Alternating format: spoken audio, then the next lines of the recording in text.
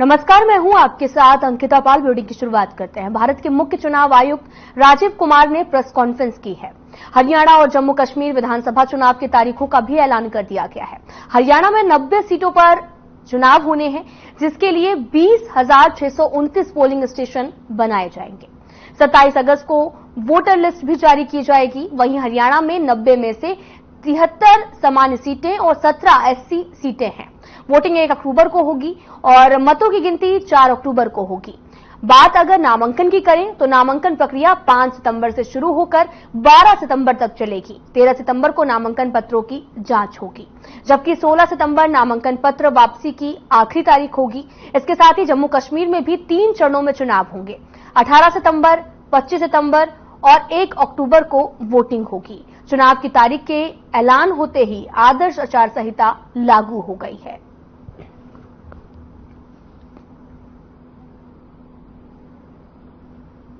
Date of poll will be 18th of September and it's a Wednesday. Second phase would be on 29th of August and the statutory period of nominations and all. Poll being on 25th of September and phase 3 nomination on 5th of September and every voting finishing on 1st of October and everything would be over, bind up on 6th of October. Date of poll 1st October and date of counting coinciding with J&K on 4th of October, everything to be over on 6th of October. उसको आगे बढ़ाने के लिए आज आपके सामने है जम्मू। तो बड़ी खबर आ रही चंडीगढ़ से, जहां पर नेता प्रतिपक्ष भूपेंद्र हुड्डा का बयान सामने आया। बड़ी खबर इस वक्त की चंडीगढ़ से, जहां पर गठबंधन में चुनाव लड़ने पर बोले हैं सिर्फ राष्ट्रीय स्तर पर सपा आप से गठबंधन, हरियाणा में किसी पार्टी से कोई गठबंधन नहीं। बड़ी खबर इस वक्त की टीवी स्क्रीन पर, राज्यसभा चुनाव के लिए हमारी संख्या का, हरियाणा में किसी पार्टी से कोई भी गठबंधन नहीं, राज्यसभा चुनाव के लिए हमारी संख्या का। बड़ी खबर इस वक्त की चंडीगढ़ से, नेता प्रतिपक्ष भूपेंद्र हुड्डा का बयान सामने आया। गठबंधन में चुनाव लड़ने पर बोले हैं सिर्फ राष्ट्रीय स्तर पर सपा आप से गठबंधन, राज्यसभा चुनाव के लिए हमारी संख्या कम। बड़ी खबर इस वक्त की टीवी स्क्रीन पर चंडीगढ़ से, जहां पर नेता प्रतिपक्ष भूपेंद्र हुड्डा का बयान सामने आया। गठबंधन में चुनाव लड़ने पर बोले हैं। उन्होंने कहा कि सिर्फ राष्ट्रीय स्तर पर सपा आप से गठबंधन है, हरियाणा में किसी पार्टी से कोई भी गठबंधन नहीं है। राज्यसभा चुनाव के लिए भी हमारी संख्या काफी कम है।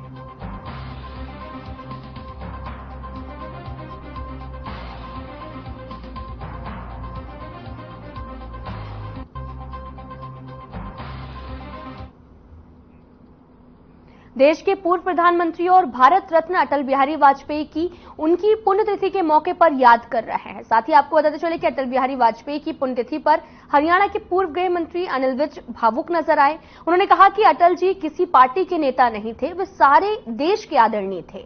जब वो लोकसभा में बोलते थे तो सारे उनका भाषण सुनने के लिए शांत हो जाते थे।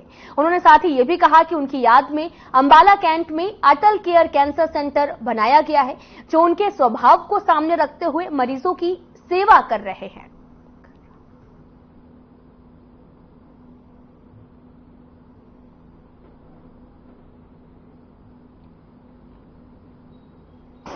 अटल बिहारी वाजपेयी,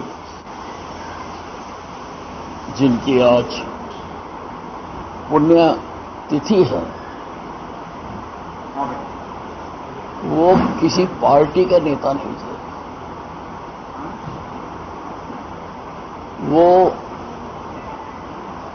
सारे देश के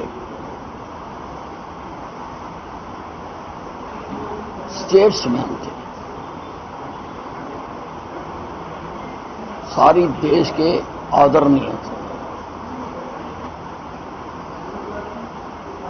वो जब लोकसभा में भी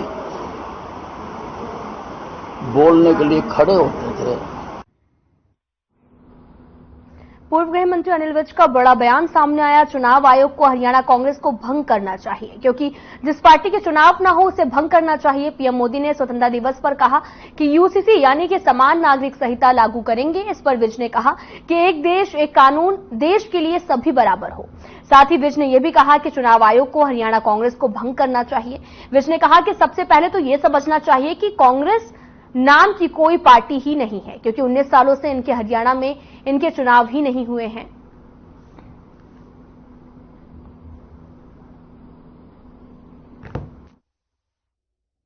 ये बहुत देर से इसकी आवश्यकता थी। एक देश एक कानून, देश के लिए सभी बराबर हैं। देश अलग अलग आंखों से नहीं देख सकता, अलग अलग व्यक्तियों को अलग अलग धर्मों से नहीं देख सकता।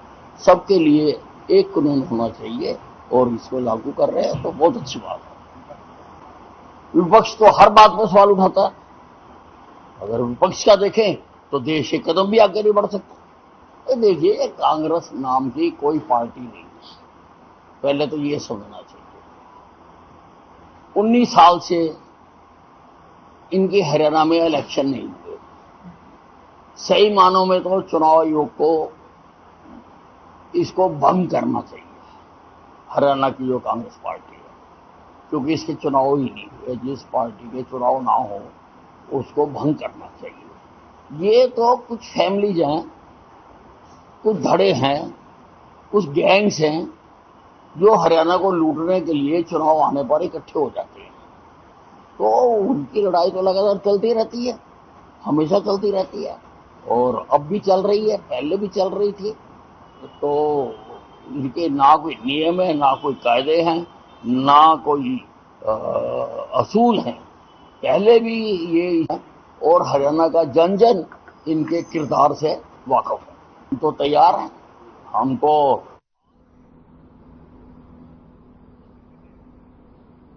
खबर हरियाणा से है, जहां पर बीजेपी प्रदेश अध्यक्ष मोहन लाल बड़ोरी ने वीरवार को सोनीपत के गांव अटेरना में आयोजित कुश्ती दंगल में बतौर मुख्य अतिथि पहुंचे हैं।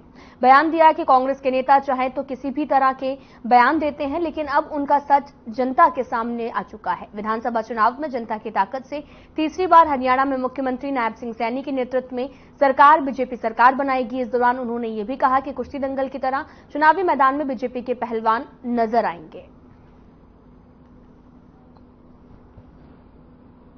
लड़ना चाहता है वो जल्दी। ये हरियाणा का जवान, किसान, हरियाणा की महिलाएं, हरियाणा का युवा सभी ने आज मन बनाया है कि आने वाले विधानसभा चुनाव में भारतीय जनता पार्टी की स्पष्ट बहुमत की सरकार हरियाणा प्रदेश में बनेगी और तीसरी बार भारतीय जनता पार्टी की स्पष्ट बहुमत की सरकार नायब सिंह सैनी के नेतृत्व में हरियाणा प्रदेश में बनेगी। बैठकों का दौर है जी, कुछ कार्यकर्ताओं में कोई जोश है? हमारे कार्यकर्ताओं में ढोल के साथ आज पूरे जोश में है। जिस प्रकार से आज इस दंगल में सभी पहलवान आए हुए हैं, भारतीय जनता पार्टी के कार्यकर्ता पहलवान की तरह इस चुनावी रण में उतरेंगे।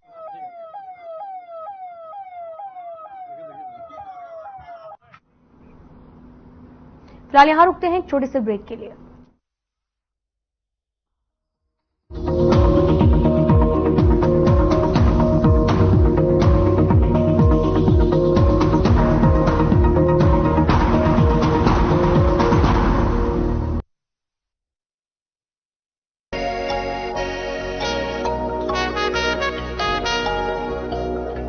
तुम हुस्न परी, तुम जाने जहां हो, इतनी हंसी ढूंढे तितलियां।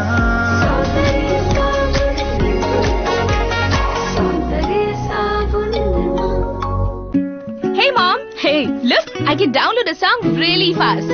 I can make dosas faster. Must be joking. Bus, 3 easy steps. Mix with water, spread batter, fry. गाना डाउनलोड हुआ? नहीं, पर तब तक मैं इडली बनाती हूँ। हमने बनाया किड्स से।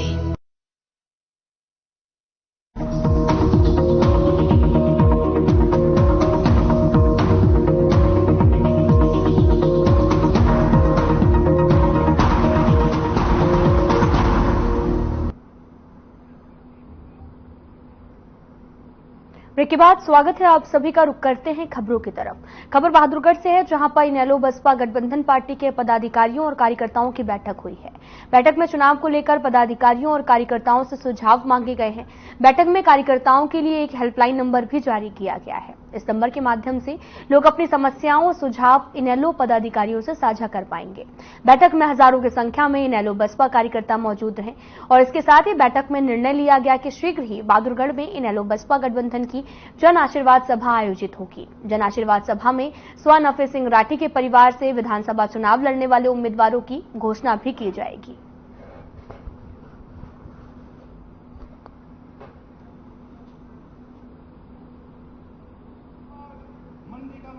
देखिए, हमारी जो आज की मीटिंग है वो हमने कार्यकर्ताओं की बुलाई थी, लोगों से सुझाव भी मांगे थे और आज हमने एक हेल्पलाइन नंबर जारी किया अपने कार्यकर्ता साथियों को, क्योंकि आमतौर पर होता क्या है, चुनाव में आम कार्यकर्ताओं की तरफ ध्यान नहीं दे पाते नेता लोग, तो हमने वो डिक्लेयर इसलिए किया है हेल्पलाइन नंबर, ताकि आम कार्यकर्ता अगर हमारे तक बात पहुंचाना चाहे वो बात समय पर पहुंच सके और उस पर कार्रवाई कर सके।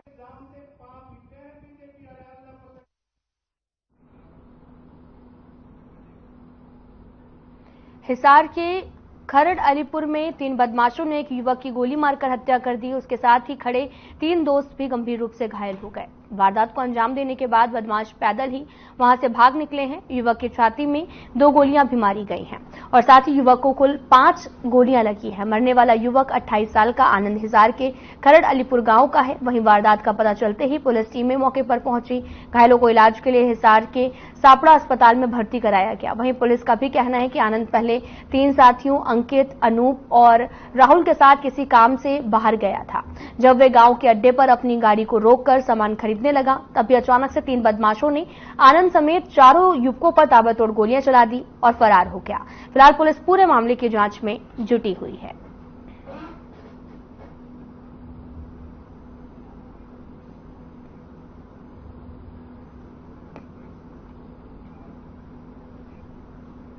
महमदगढ़ में राव तुलाराम चौक पर आपको बताते चले कि डॉक्टर एसोसिएशन के बैनर तले डॉक्टरों ने एकत्रित होकर कलकत्ता में हो रही ट्रेनी डॉक्टर की हत्या के मामले में न्याय की मांग की है। तुलाराम चौक से भगवान परशुराम चौक तक हाथों में कैंडल लेकर कैंडल मार्च निकाला गया। कैंडल मार्च में शामिल हुए डॉक्टरों ने भी कहा कि कलकत्ता में जो भी एक महिला डॉक्टर के साथ हुआ वो बड़ी ही शर्मसार घटना है और जिसकी वो कड़े शब्दों में निंदा करते हैं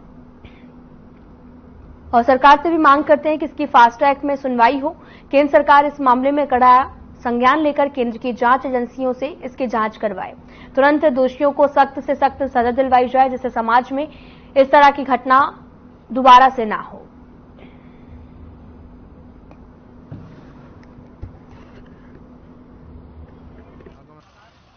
आपने प्रदर्शन किया है और क्या है? आज विगत दिनों हमारी एक resident doctor RG Kar medical college Calcutta में उस गुड़िया उस डॉक्टर का वर्चुअली मर्डर हुआ है और उसका ग्रुप में रेप किया गया है और उस गुड़िया की पवित्र आत्मा की शांति के लिए हम कैंडल मार्च निकाल रहे और उस गुड़िया को जस्टिस मिले। हर जितने भी बच्चे जो भी डॉक्टर्स पासिंग आउट स्कूल बच्चे हमारे दूर दूर कॉलेजेस में पढ़ रहे हैं कि जो ये इन्वेस्टिगेशन हो रही है वो सेंट्रल गवर्नमेंट ही अपने हाथ से करे। वहाँ की जो गवर्नमेंट है वो कुछ नहीं कर रही। वहाँ पर डॉक्टर ने प्रोटेस्ट किया, उनके ऊपर भी हमला हुआ। तो हम ये चाह रहे हैं कि सेंट्रल गवर्नमेंट है वो अपने हाथ में ले, जहाँ से CBI है वो अपना करे और डॉक्टर से आम आदमी की रक्षा करे। ये हमारा संदेश है लोगों के, समाज के लिए, सरकार के। ये मार्च इस बात को लेकर निकाला गया है कि समाज कब जागे। ये मार्च इस बात को लेकर निकाला गया है कि सब तरह के बल होने के बाद भी सरकार कुछ नहीं। ये मार्च निकालने का एक ही कारण है कि आम लोग क्यों नहीं बोल रहे। डॉक्टर्स को अलग से क्यों बोला गया है, अलग से डॉक्टर को ही क्यों बोलना पड़ रहा है और लोग क्यों नहीं आ रहे। ये मार्च निकालने का मतलब है चारों तरफ लोग आप देख रहे हो, देखने के लिए रुके हैं, देख रहे हैं, पूछ रहे हैं क्या हो रहा है। वो डॉक्टर थी लेकिन थी तो एक औरत ना, एक महिला के साथ अभद्र व्यवहार हुआ, उसको जीने का हक छीन लिया गया। नहीं, आम आदमी का क्या हाल होगा आप सोच के देखो। आम जो मणिपुर में हुआ था, आम बेटियां थी, कितना बुरा हाल हुआ।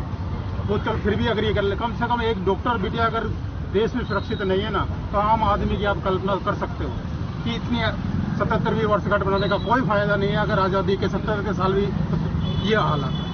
तो बहुत देश को, बहुत कुछ आम जनता को बहुत कुछ करने की जरूरत है, जैसे डॉक्टर साहब ने कहा है, और तुरंत ऐसा इनका नतीजा बिल्कुल फास्ट ट्रैक पे काम होना चाहिए और तुरंत की तुरंत इनका नतीजा आना चाहिए, ताकि लोगों को आंखें खुलें।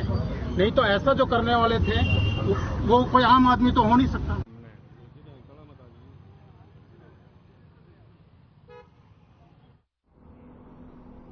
खबर सिरसा के एलानाबाद से है, जहां पर उपमंडल कार्यालय में तहसीलदार शुभम शर्मा ने समाधान शिविर में शुक्रवार को आमजन की समस्याएं सुनी हैं। अधिकारियों को तत्परता से समस्याओं के निवारण के दिशा निर्देश दिए। शुक्रवार को समाधान शिविर में तहसीलदार शुभम शर्मा ने बताया कि अब तक 500 से भी अधिक परिवेदनाएं लोगों की सुनी जा चुकी हैं, जिनमें से 400 से भी अधिक समस्याओं का निस्तारण करवाया जा चुका है। और इस मौके पर कई विभागों के अधिकारी और कर्मी मौजूद रहे। तहसीलदार शुभम शर्मा ने बताया कि समाधान शिविर का उद्देश्य जनता की समस्याओं का त्वरित और उचित समाधान करना है। विभागों के अधिकारी इस कार्य में कोई लापरवाही न बरतें और उन्हें प्रतिदिन भेजी जाने वाली शिकायतों पर उचित कार्रवाई करें। शिकायत के संबंध में शिकायतकर्ता संतुष्ट भी होना चाहिए।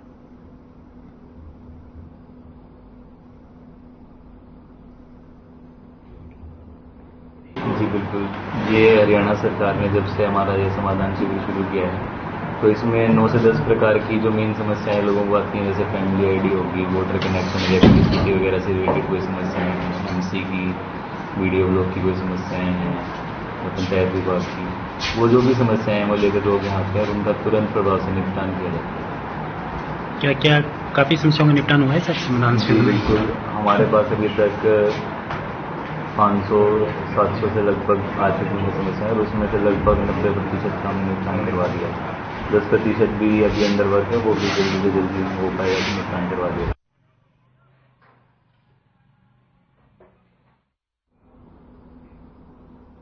रतिया शहर के किनारे से गुजरने वाले घगर नदी में इस समय हिमाचल की पहाड़ियों से बरसाती पानी काफी भरा हुआ है और घगर का जलस्तर बढ़ने से किसानों की भी चिंता बढ़ गई है। और एक साल पहले घगर में आपको बताते चले कि आई बाढ़ ने क्षेत्र में काफी तबाही मचाई हुई थी। वहीं किसानों के हजारों एकड़ फसलें जो हैं वो पानी में भी डूब गई हैं और कई लोगों के मकान भी चपेट में आ गए थे। और एक बार फिर से घगर में पानी के जलस्तर बढ़ने से लोगों के माथे पर चिंता की लकीरें भी देखी जा सकती हैं। इसको लेकर किसानों में अन्य लोगों ने सरकार और प्रशासन पर कई गंभीर आरोप लगाए हैं। बाढ़ के बाद भी बांधों की मरम्मत नहीं की गई, जिससे बाढ़ आने से किसानों की जो फसलें हैं वो तबाह हो सकती हैं।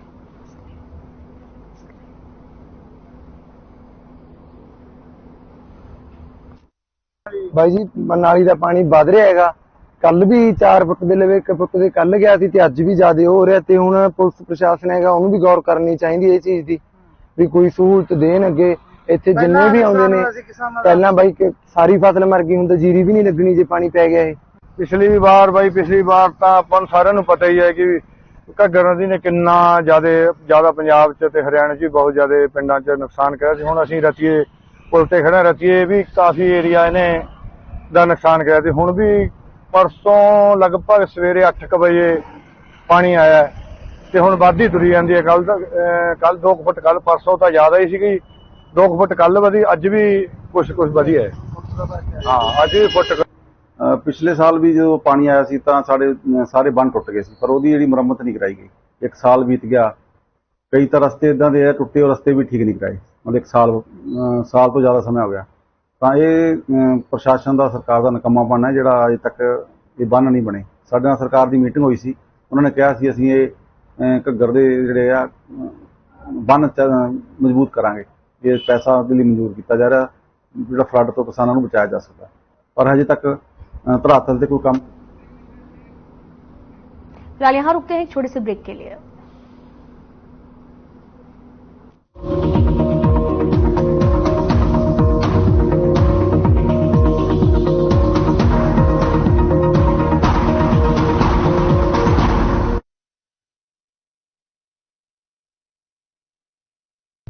हम हरियाणवी अब हर जिले में मेडिकल कॉलेज खोल रहे हैं। हमारा Haryana, non stop Haryana.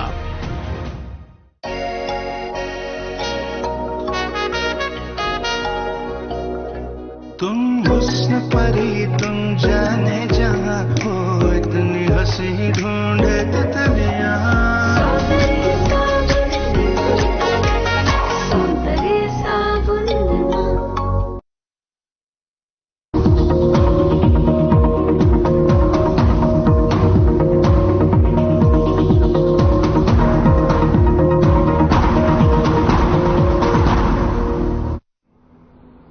Break के बाद स्वागत है आप सभी का। रुख करते हैं खबरों की तरफ। Karnal anti vehicle theft staff CIA ने कार्रवाई की है और 19 चोरी की बाइकें बरामद की। इसके साथ ही पुलिस ने आरोपी प्रवीण कुमार को भी पकड़ने में सफलता हासिल की।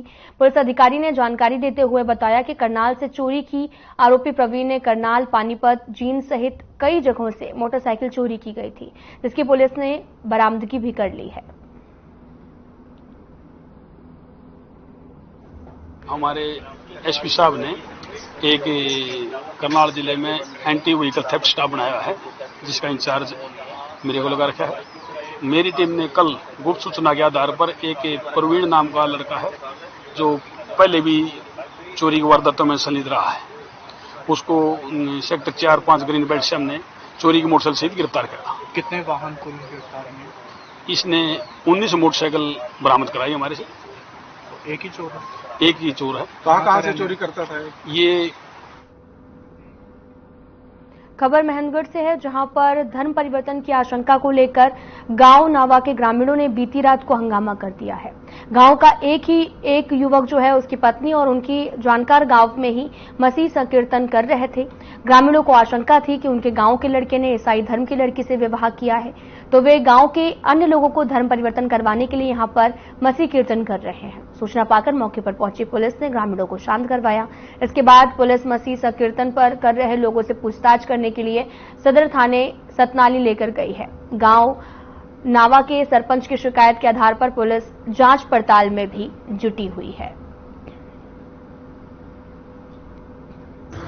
कल जी नाव में शाम को 6-7 बजे और मसीही सत्संग वगैरह का कोई प्रोग्राम था किसी के पास घर, और उसने गांव में आक्रोश हो गया कि भाई ये प्रोग्राम कोई गलत है या कोई उनको गलत लग गया किसी प्रकार से, उनको कोई सूचना, और उन्होंने मेरे को पास सूचना दी, सरपंच साहब ये गलत हो, ये सही का जो प्रोग्राम है, इसमें मसीही सत्संग का जो प्रोग्राम है, इसमें गांव को आक्रोश हो गया।